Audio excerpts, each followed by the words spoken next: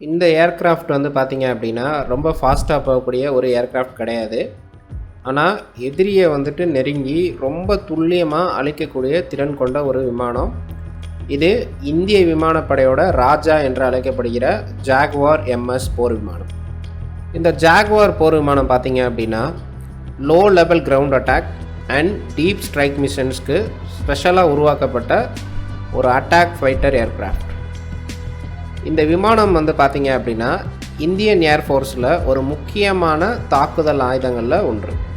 இந்த விமானத்துடைய ஹிஸ்ட்ரி, அதாவது வரலாறு பார்த்திங்க அப்படின்னா இந்த ஜாகுவார் விமானம் வந்துட்டு முதல்ல UK அண்ட் ஃப்ரான்ஸ் இந்த 2 கண்ட்ரிகளும், அதாவது இந்த 2 நாடுகளும் சேர்ந்து இந்த விமானத்தை வந்து உருவாக்கியிருக்கிறாங்க.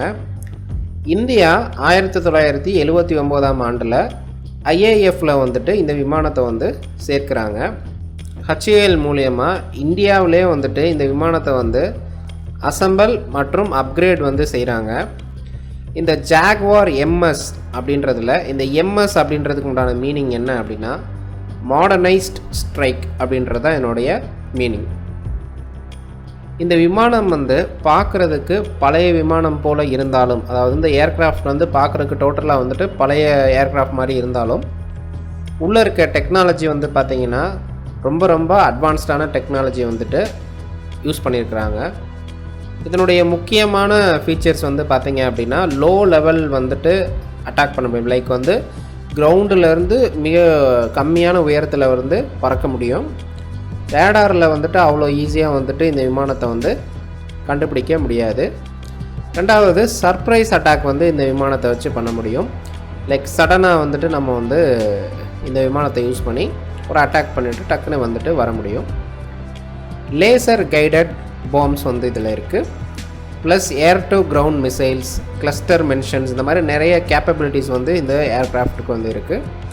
இதில் வந்து பார்த்திங்க அப்படின்னா advanced navigation system and night vision, so அது போக இம்ப்ரூவ்டு கார்பெட் டிஸ்பிளேஸ், இந்த மாதிரியான நிறைய விஷயங்கள் வந்து இந்த விமானத்தில் இருக்குது.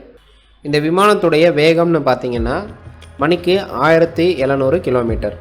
இதனுடைய ரேஞ்ச் பார்த்திங்க அப்படின்னா ஒன்ஸ் டேக் ஆஃப் ஆனதுக்கப்புறம் 3500 கிலோமீட்டர் வரைக்கும் இந்த விமானத்தால் பறக்க முடியும். இதனுடைய முக்கியமான பணிகள் என்னென்னு பார்த்தீங்கன்னா deep strike, close air support and nuclear delivery.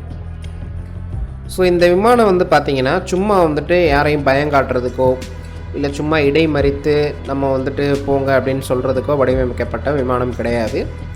டோட்டலாக வந்து டார்கெட்டை ஃபிக்ஸ் பண்ணி அந்த டார்கெட்டை போய் அடைகிறதுக்கான கரெக்டாக வடிவமைக்கப்பட்ட ஒரு விமானம்.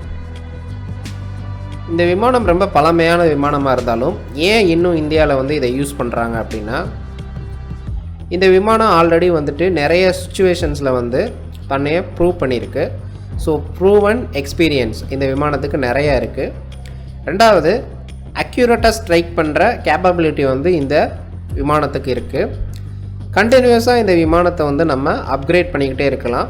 ரெண்டாவது low cost and high impact அப்படின்ற கான்செப்டில் இந்தியாவில் வந்து இன்னும் இந்த விமானத்தை வந்து பயன்படுத்திகிட்டு இருக்காங்க.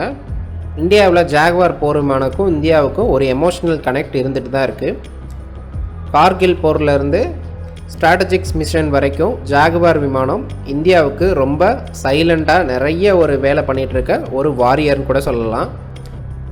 பழையது என்பதால் அது பலவீனம் இல்லை, அனுபவம் இருந்தால் அதுவே பலம். இந்த வீடியோ உங்களுக்கு பிடிச்சிருந்துச்சு அப்படின்னா லைக் பண்ணுங்கள், சப்ஸ்கிரைப் பண்ணுங்கள். நெக்ஸ்ட்டு நம்ம வந்துட்டு என்ன டாபிக் போடலாம் அப்படின்னு சொல்லிட்டு கமெண்ட் பண்ணுங்கள். ரஃபேலா இல்லை தேஜஸா? தேங்க்யூ ஃபார் வாட்சிங்.